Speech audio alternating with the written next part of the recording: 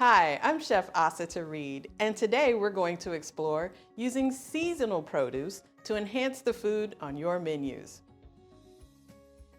Today's objectives include identifying what seasonality means and the benefits of seasonal planning. We're going to review what produce is available during different seasons here in Georgia. We're also going to gain some seasonal planning tips via retail, purveyors, local markets, and local farms, and we'll establish some best practices for storing and preserving seasonal produce. So what exactly is seasonality? It is the availability of certain foods during the time of year when they are the most abundant due to their natural growing cycle. If you think of a harvest time, that's when food is at its peak, both in flavor and nutrition.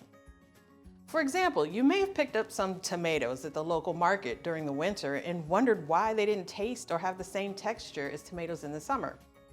That's because tomatoes don't like winter, and those tomatoes have either come from very far away or they're a product of artificial or supplemental growing practices. Some of the benefits for planning to enhance menus by using seasonal produce are: seasonal foods are abundant, which means they're at their lowest price point of the year. This can save you money on food costs over the year. Seasonal foods are at their most flavorful, which means they make your meals even more delicious. This results in less waste and improved nutrition for the adults and children you serve.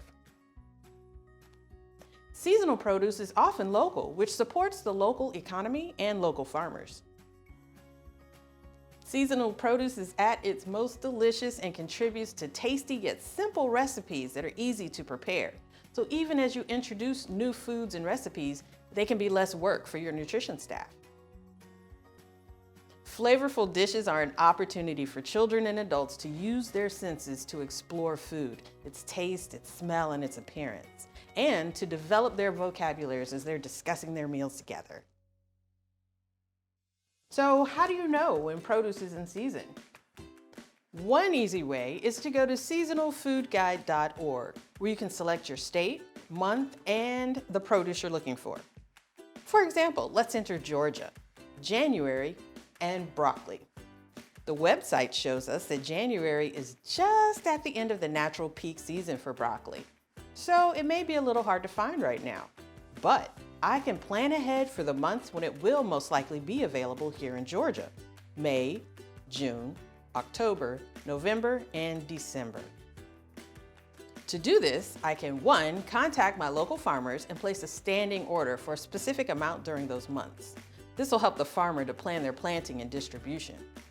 I can also talk with my purveyors to request locally grown broccoli during those months and compare or set prices to save some money down the line. I can also select recipes for those months that feature broccoli and plan interactive activities that are centered around broccoli for any of these months, especially if I'm doing any farm to school, farm to ECE activities with my young people. Also, notice how the site gives you tips on how to select the best produce.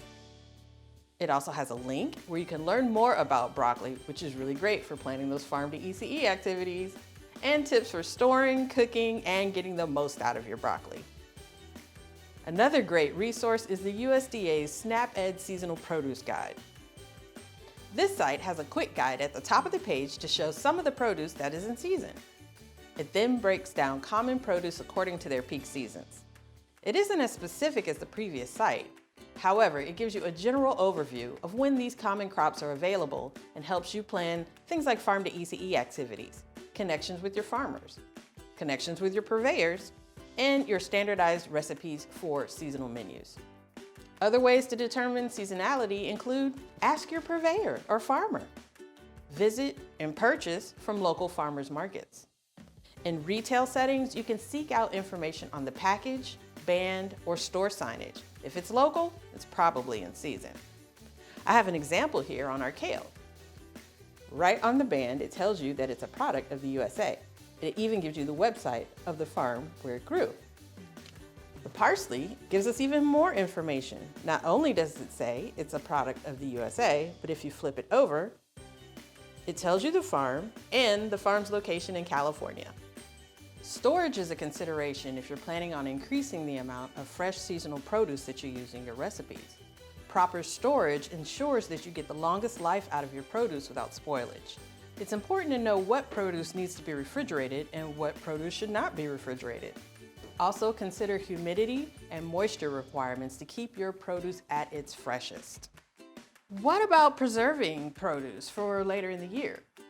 Preserving your seasonal produce is a great way to stretch your purchasing power by buying produce when it's at great prices and then preserving it to use later in the year when it's more expensive. Most operations don't have the capacity for canning. However, freezing vegetables and fruits is a smart way to stretch your dollars. Here are some tips to help you get the most out of freezing your produce. Choose produce that is ripe and unblemished.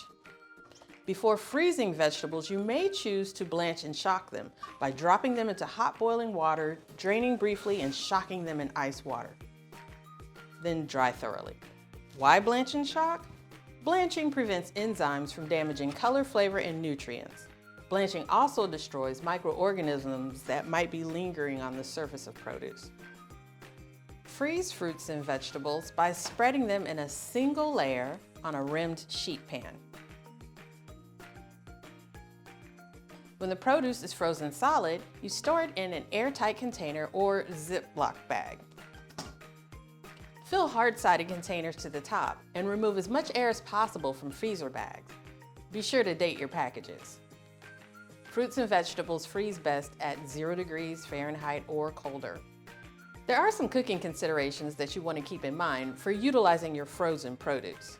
The texture of fruits and vegetables may change with freezing, so you may have to develop recipes with that in mind. For example, frozen strawberries will be very soft, which may be unappealing to serve on their own, but make a great base for strawberry muffins or smoothies.